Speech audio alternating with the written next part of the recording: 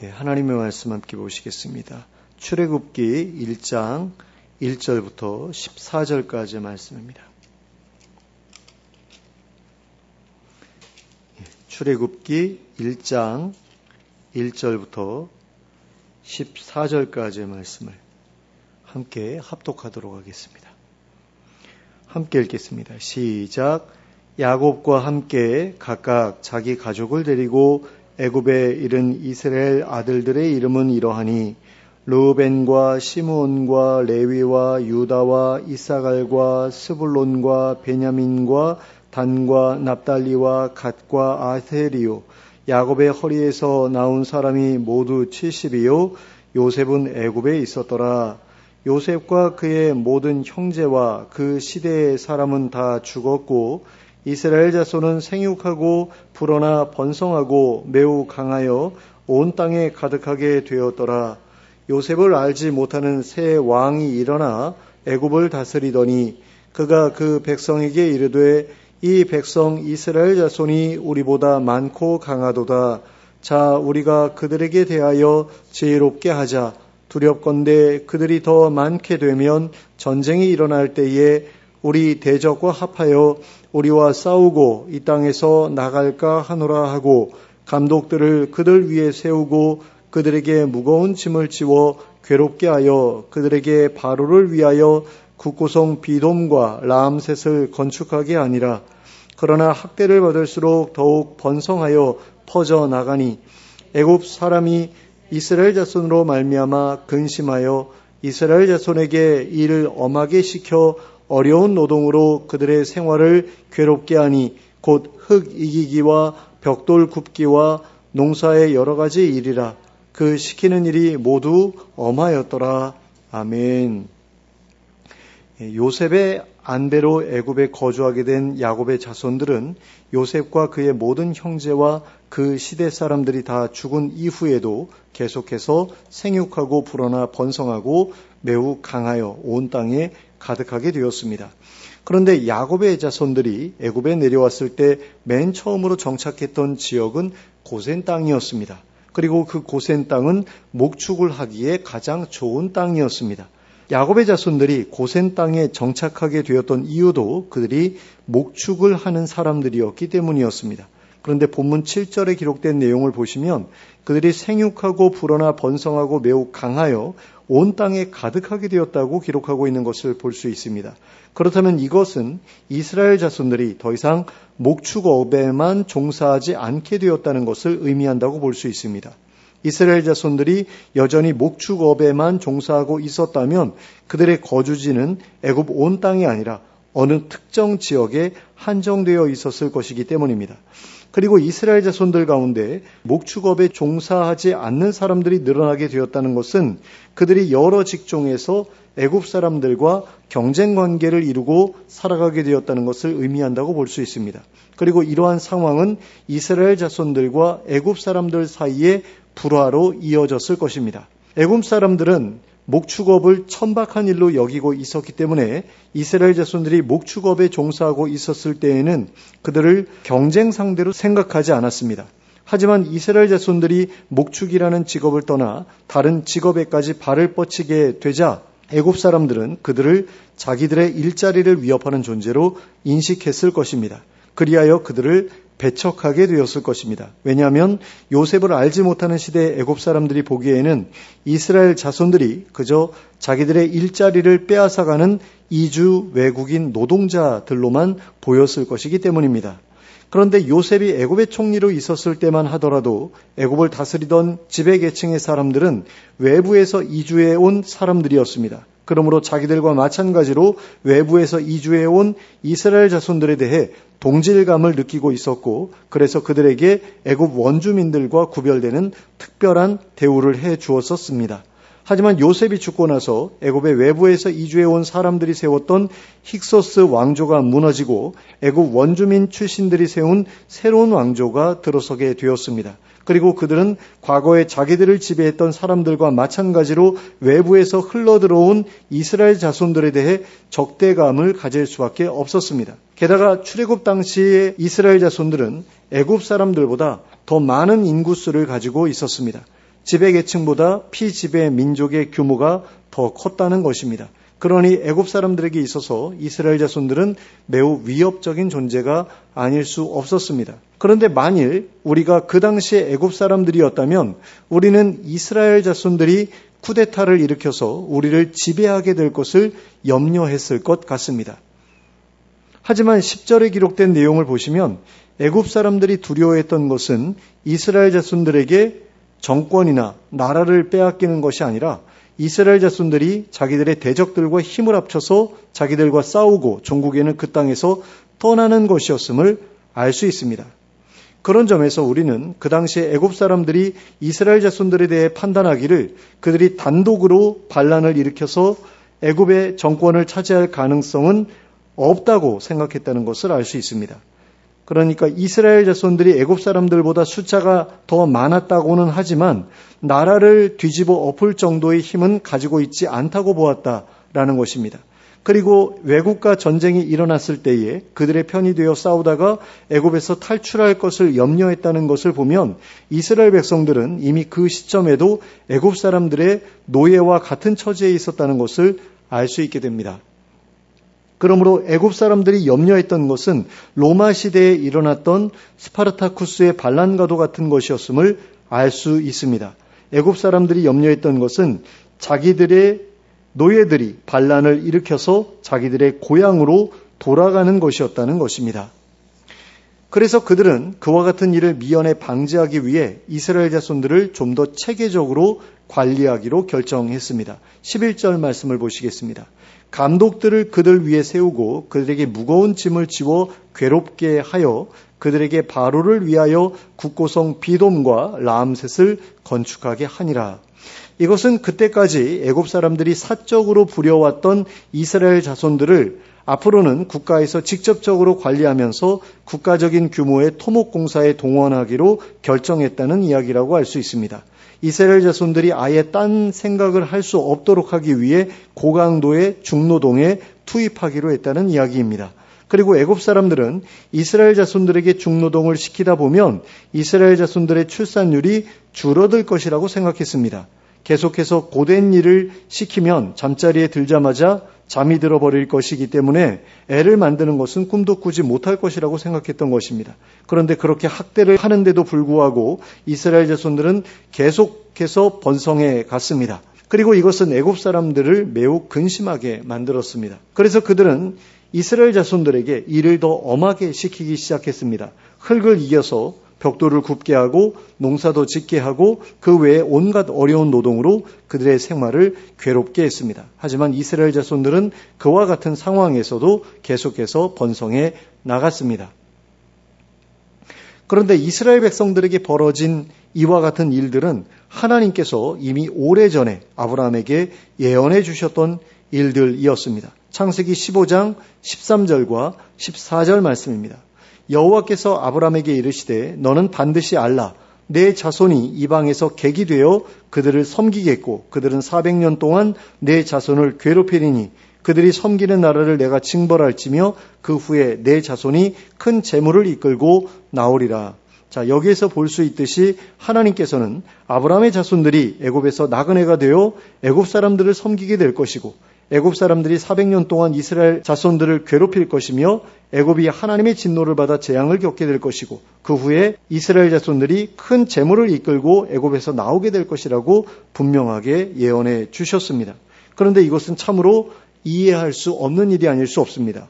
어떻게 하나님이라는 분이 자기의 백성들로 하여금 다른 나라 백성들의 노예가 되도록 예정하실 수 있다는 말입니까? 어떻게 하나님께서 자신의 백성들을 애굽에 몰아넣고 무려 400년 동안이나 괴로움을 겪게 하실 수 있다는 말입니까? 그런데 하나님께서 그런 일을 행하셨다는 것입니다.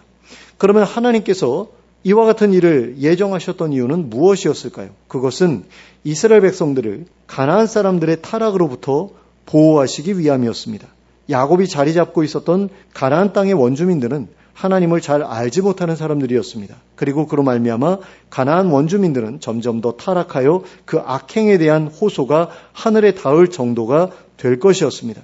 그리고 하나님께서는 그와 같은 미래를 이미 알고 계셨습니다. 그래서 하나님께서는 이스라엘 자손들이 가나안 사람들과 함께 거하는 것을 바라지 않으셨습니다. 만일 이스라엘 자손들이 가나안 사람들과 함께 거하도록 내버려 두신다면 이스라엘 자손들은 가나안 사람들과 함께 어울리는 가운데 그들과 똑같이 악한 짓에 물들게 될 것이 분명했기 때문입니다. 하지만 하나님께서는 이스라엘 백성들이 타락하는 것을 원하지 않으셨습니다. 그래서 하나님께서는 가나안 사람들의 타락에 물들지 않도록 하시기 위해 이스라엘 자손들을 애굽으로 내려 보내셨던 것입니다. 그리고 이러한 사실을 통해 우리가 알 수 있게 되는 것은 하나님께서는 자신의 백성들이 죄에 물들어 타락하는 것보다는 차라리 다른 사람의 노예가 되는 것을 더 낫게 생각하신다는 것입니다. 이 사실을 우리가 또 어디서 확인할 수 있습니까? 이스라엘 백성들이 하나님께 범죄하다가 아수르에게 멸망하고 바벨론에게 멸망하죠. 그래가지고 바벨론 사람들에게 끌려가서 포로 생활하지 않습니까? 이런 것만 보아도 하나님께서는 우리가 하나님의 백성들이 죄를 지으면서 풍요롭게 사는 것보다는 차라리 다른 사람들의 노예가 되더라도 정결하게 사는 것을 더 좋게 보신다라는 거죠. 그러나 대부분의 사람들은 차라리 죄인이 되는 것이 낫지 노예가 되는 것은 도저히 참을 수가 없다고 생각합니다. 하나님과 가치의 기준이 다르기 때문입니다. 노예 생활은 악이라고 생각하지만 방탕한 것은 복이라고 생각하기 때문입니다. 그러나 하나님께서는 그와 반대로 생각하십니다. 그래서 하나님께서는 우리가 죄를 짓는 것보다는 괴로움을 택하기를 바라십니다. 요셉은 그러한 하나님의 마음을 잘 알고 있었던 사람이었습니다. 그래서 죄를 짓는 것보다는 괴로움을 택했습니다. 보디발의 아내가 자기와 같이 자자고 하면서 요셉을 유혹했을 때 요셉은 죄를 짓지 않기 위해 그 여인의 원한을 사는 것까지도 감수했습니다. 그리하여 누명을 쓰고 감옥에까지 들어갔습니다. 자신이 그 여인을 거절한다면 그 여인으로부터 보복을 당할 수도 있다는 것을 충분히 예측했으면서도 요셉은 그렇게 선택했던 것입니다. 다니엘도 그리고 다니엘의 친구들도 마찬가지였습니다. 딱 한 번만 눈을 감고 죄를 지으면 아무런 문제도 생기지 않을 것이 분명했음에도 불구하고 그들은 자기들의 믿음을 지키기 위해 왕의 명령을 거역했습니다. 그래서 다니엘은 사자굴에 던져졌고 그 친구들은 용광로에 던져졌습니다. 그와 같은 결과를 모르지 않았음에도 불구하고 그들은 하나님을 배반하고 안전을 택하기보다 하나님께 충성하는 대가로 사형에 처해지는 것을 택했습니다. 요셉은 죄 짓는 것보다 무고한 죄수가 되는 편을 택했고 다니엘과 그의 친구들은 죄 짓는 것보다 차라리 죽는 편을 택했습니다. 이러한 선택이야말로 성경에 기록된 믿음의 선배들이 보여주었던 일관된 모습이었습니다. 하지만 우리 중 많은 사람들은 고생하는 것이나 죽는 것보다는 죄를 짓고 편안한 것이 더 낫다고 생각합니다. 그러나 이것은 죽음 이후에 영원한 삶을 믿지 않기 때문에 할 수 있는 생각입니다.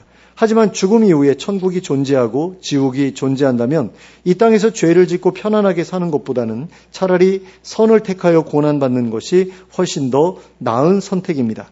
이 땅에서의 고난은 언젠가는 끝이 나는 일시적인 고난이지만 죽음 이후의 고난은 영원히 끝이 나지 않는 영원한 고난이기 때문입니다. 우리는 하나님께서 이스라엘 자손들을 가나안 사람들의 타락으로부터 보호하시기 위해 허용하셨던 이러한 고난 역시 기한이 정해져 있었던 고난이었다는 점을 기억할 필요가 있습니다. 이러한 일들은 영구적인 고난이 아니라 일시적인 고난이었습니다. 하나님께서 정해놓으신 기간만 잘 참고 버티면 언젠가는 반드시 지나가 버릴 고난이었다라는 것입니다. 하지만 아무리 기한이 정해져 있다고 한들 그 일들이 견디기 힘든 일들이었다는 사실은 변하지 않는 사실이었습니다. 그래서 그들에게는 소망이 필요했습니다. 그래서 하나님께서는 그들에게 소망을 주시기 위해 앞으로 일어날 좋은 일들에 대해 미리 말씀해 주셨습니다. 그들이 회복될 것이고 더 좋은 나라에서 살아가게 될 것임을 말씀해 주셨다라는 겁니다. 아브라함에게도 그리고 야곱에게도 앞으로 일어날 좋은 일들에 대해 미리 말씀해 주셨습니다. 그리고 그들은 그 사실을 자신들의 자손들에게 전해 주었습니다. 그리하여 애굽 사람들 밑에서 노예 생활을 하게 된 이스라엘 백성들은 그 긴 기간 동안을 참고 견디면서 하나님의 구원이 이루어지기를 바랐습니다. 그리고 하나님께 자기들을 구원해 주시기를 부르짖어 간구했습니다. 그리고 하나님께서 정하신 때가 되었을 때 하나님의 구원이 그들에게 찾아왔습니다. 하나님께서는 그들에게 모세를 보내주셨고 모세는 그들을 이끌고 애굽에서 탈출하였습니다. 그리고 하나님께서 약속하신 곳을 향해 그들을 이끌어 갔습니다. 하나님께서 아브라함에게 약속하셨던 그 모든 일들이 그대로 다 이루어졌습니다. 그러면 이 본문을 통해 우리가 생각해 보아야 할 것은 무엇입니까? 하나님의 백성들인 이스라엘 자손들이 애굽 사람들의 노예가 되어 긴 기간 동안 고난을 당했던 것처럼 우리 믿는 사람들에게도 그와 같은 일들이 벌어질 수 있다는 것입니다. 그리고 그와 같은 일들은 우리가 보기에 아무런 이유가 없이 찾아온 고난처럼 느껴질 수도 있습니다. 그러나 하나님께는 반드시 그 일들에 대한 이유가 있을 것입니다. 사람들이 보기에는 욥의 고난도 이유가 없는 고난처럼 보였습니다만 그 배후에는 분명한 이유가 있었습니다. 이스라엘 백성들의 노예 생활도 마찬가지였습니다. 앞에서 말씀드린 것처럼 가나안 사람들의 죄악에 물들지 않도록 보호하시기 위함이었다라는 거죠. 그 일의 배후에는 분명한 이유가 있었다라는 겁니다. 그리고 이것은 우리의 고난에 있어서도 마찬가지입니다. 우리가 보기에는 그저 우연히 벌어진 것처럼 보이는 일들도 실제로는 우연히 벌어진 일이 아닐 수 있습니다. 하나님의 어떤 계획이 그 배후에 숨어 있을 수도 있다는 것입니다. 다만 우리가 그것을 알지 못하는 것일 수도 있습니다. 하지만 그렇다고 해서 우리가 그러한 계획에 대해 반드시 알아야 할 필요가 있다는 것은 아닙니다. 그러나 우리가 그러한 고난을 만나게 될 때 해야 할 일이 무엇인지에 대해서만큼은 분명하게 알고 있어야 합니다. 그것은 그런 때일수록 하나님께 더 가까이 나아가고자 노력해야 한다는 것입니다. 그리고 그러한 상황에서 벗어나기 위해 죄를 짓는 것보다는 차라리 고난을 택하는 편이 훨씬 더 낫다는 것입니다. 하나님께서 우리에게 그러한 상황을 허용하신 이유는 어쩌면 우리가 고난을 피하기 위해 죄를 짓는지 아니면 고난을 당하더라도 하나님의 뜻에 순종하는지를 알고자 하시기 위함일 수도 있습니다. 그리고 그런 경우의 시험이라면 우리가 그 고난에서 벗어날 수 있는 유일한 방법은 그 시험을 잘 통과하는 것밖에는 없다고 할 수 있습니다. 그리고 우리가 또 한 가지 기억해야 할 것은 고난에는 반드시 끝이 있다는 것입니다. 하나님께서 정하신 기한이 지나면 그 모든 것이 원래대로 돌아올 뿐 아니라 더 나은 삶이 주어지게 된다는 것입니다.